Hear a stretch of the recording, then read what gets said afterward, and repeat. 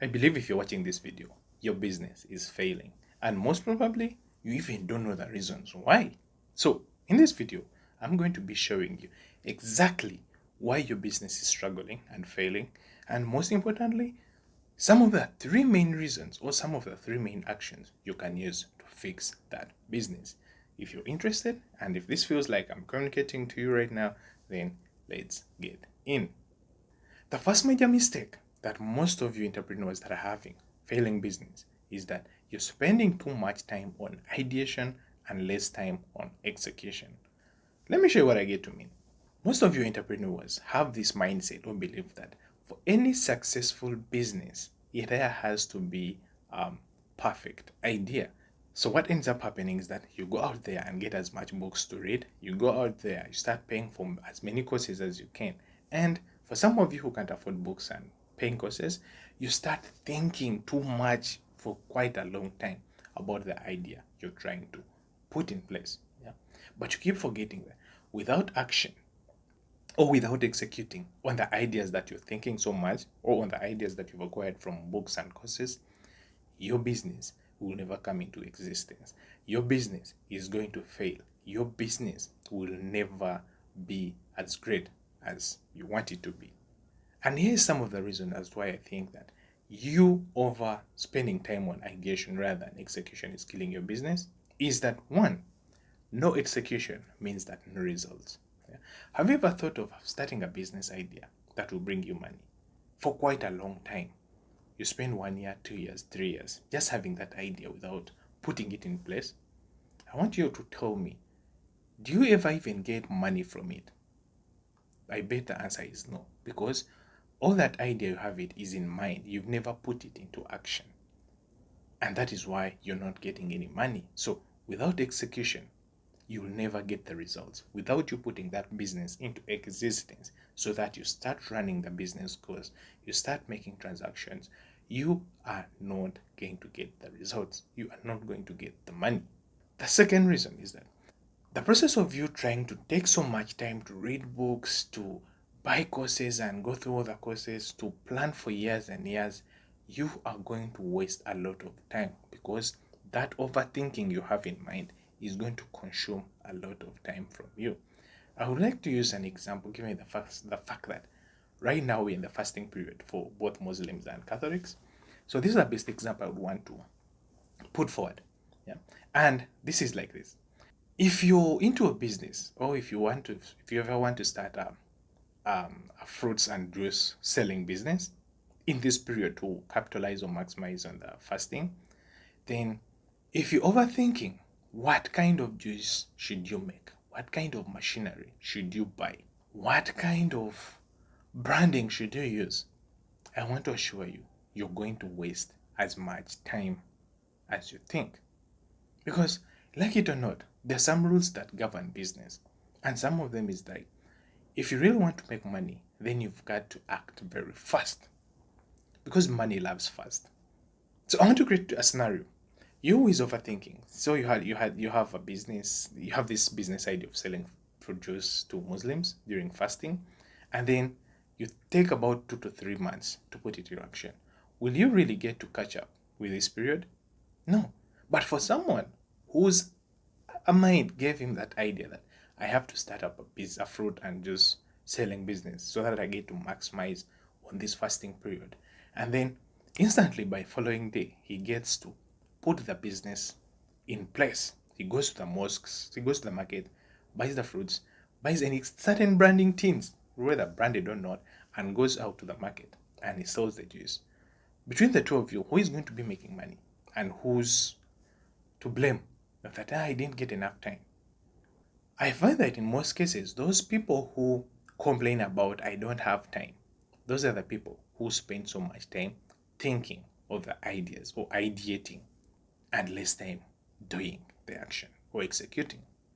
So another way I think that this ideation thing is killing your business is that you might have a perfect idea, but out there in the market, it might be trash. So you might want to spend a lot of ideas ideating, yeah, in mind and on paper. You'll have the best ideas. But until you get to put it out to the market, until you get to validate it that it works, that idea is trash. And the more trash it gets to be, is the more you're going to lose out on money.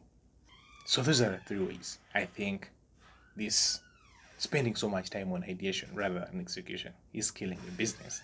Now, what do you get to do to fix this? Well, it's quite simple. You're going to do about 1 to 3 things. And first of all, is that whenever you get an idea in mind, try as much as you can to work on it, execute it as soon as possible. Because let's all agree, any idea that is not worked upon, it will never work out. Yeah?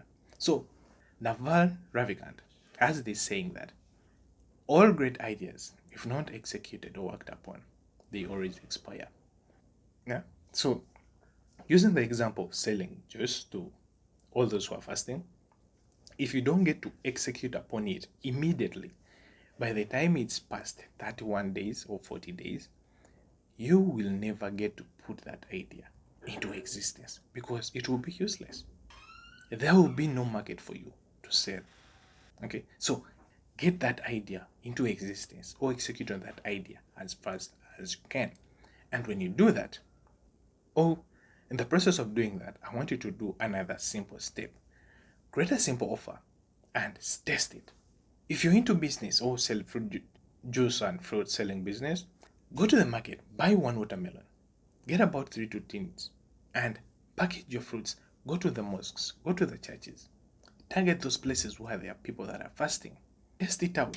How many of them are going to buy what you have? How many of them are going to give you orders? The more orders you get to have, the faster you get to finish those small samples that you created. It is going to validate you that what you're doing works. The business you're having works. So don't sleep on that. And 2 words I want you to take out from this section or from this mistake. Action will always beat perfection. So don't obsess over perfection. Start acting now. Perfection will always come along the way. The second major mistake that you're making is that you are trying to serve everyone. And I've seen this quite a lot in the market. You get to find that most entrepreneurs get to cast out a wide net in hopes that they are going to catch or attract as many clients as they can. But guess what?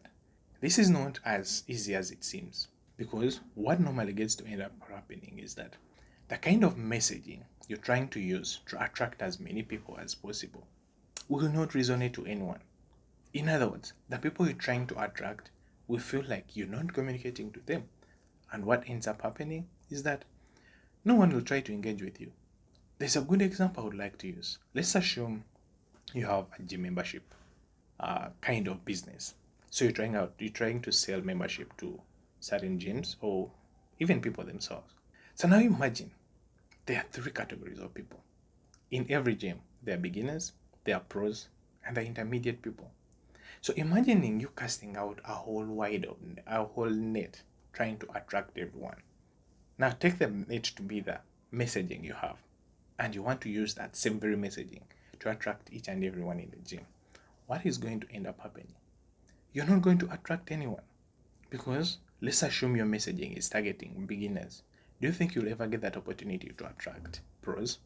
No, because when pros get to hear the messaging that is strictly for beginners, they will feel insulted.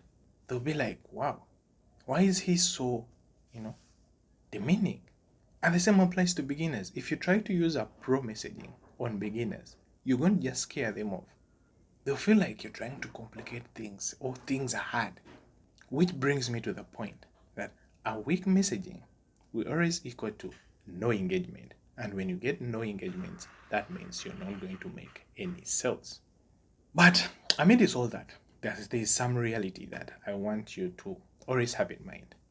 And first of all is that people will always buy from people they relate to. So if you're targeting beginners, try to relate to them. Try to speak their language. Don't use pro language on beginners. And the same applies to pro people. Never use pro beginner language. Never use beginner language on trying to sell to pros. That is a no-no rule. People buy from people they try to relate to. It's just like how old people trust old people. You can never be successful if you are an 18-year-old trying to sell to a 70-year-old. First of all, they'll look at you and like, yo, what are you even talking about? Do you even know what it means? Do you have the experience? It is going to take just that, maybe 60, 80, 80-year person to sell successfully to that 70-year person. And the same applies to the 70s trying to sell to the teens. That's a different kind of lingo. That's a different kind of structure. People buy from people they relate to. The second thing, I already mentioned it, is that our weak messaging will always equate to no engagement. And when there's little or no engagement, that means there will never be sales. So try in as much ways as possible to craft your message, a stronger message targeting specific people. And when you do that, you're going to attract lots of engagement, which will mean more and more sales. For some of the steps I can give you right now that are going to help your business or help you uplift your business from where it is to where you want it to be is start with niching down. Find that specific group of people that you want to serve. If it is beginners, let them be beginners. If it is pros, let them be pros. But never get to mix the two, especially if your business is failing. After doing that, the second thing you need to do is that start speaking directly to their pain points. Because this is not only going to position you as a go-to person, but it's going to make you an expert that they would want to go to at any time, at any moment. And that alone is going to create more traction. And with more traction, you're going to get more engagement. And with more engagement, as I told you, you're going to receive loads and loads of money. So don't sleep on that. And by the way, if you're finding this video helpful, please consider hitting that like button so that it spreads out to even more people that will need to hear this message. Yeah. So let's get back to the third mistake. The third mistake here that most of you are making is that you're trying to give up too soon. And there are many cases that I've seen this happen. You find that those of you who are giving up too soon, you set up expectations, and in the long process or in the process of you not expecting or receiving the results that you anticipated, you choose to abandon whatever you're working on and move on. And that's the very most mistake. But here's what no one told you about a successful business. One, all successful businesses that you look out for or that you look up to as inspiration, they took months, if not years, to get to the point where they are. The best examples I can use right here is Amazon or Alibaba. Those brands or companies, they didn't just come into existence overnight. It took them years to even make profits. But because they set out their goals so high, they're in the position where they are right now. Because if someone asked you, mention about 2 to 3 brands that you think are making it big, you'll never you'll never not mention one of the two. So the second thing, every setback is an opportunity, not a failure. So try as much as you can to learn from all those setbacks that you receive in business, because they are the ones that are going to teach you that. If you fail to sell your membership tickets to people, find out why. And it's those reasons, those whys that you've found out that are going to serve as learning lessons. And they are the ones you're going to improve. And with better improvement, you're going to get more engagement. You're going to get more sales. Okay? But if at all you know them and you need quick fixes to this very specific mistake, here's what you're going to get. Or here's what you're going to get to do. Play the long game. Let's all agree business is a game.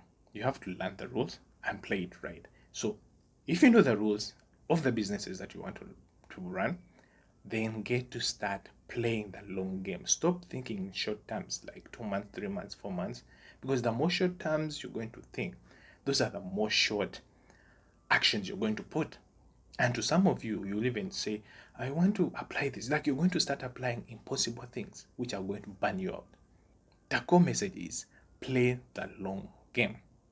The second thing you're going to do is that stay consistent. Never change the kind of business you are in, but change how you work on it. And if there are any refinements that you need to do, just change the strategies you use. Using an example of the fruit selling business, if your business is selling fruits, never change that. Keep consistent at selling that. But what you got to do is refine on the strategies you use. If you used to reach out to people via text messages, add WhatsApp, add online. If you used to reach out to people via TikTok ads, go on and add Facebook ads. Like, diversify the ways you try to reach out to clients. And with that said, I want to leave you with a note of 2 to 3 words.